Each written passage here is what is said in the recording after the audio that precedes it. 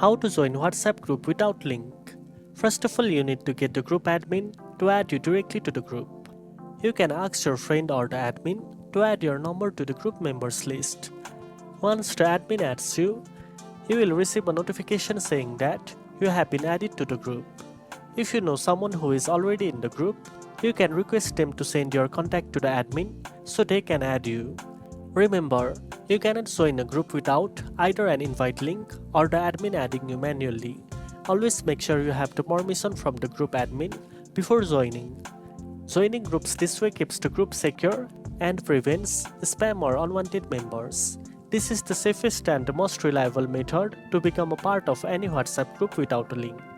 Now you know how to join WhatsApp group without link. If you found this video helpful, don't forget to like, share and subscribe for more tech tips. Thanks for watching and I'll see you in the next one.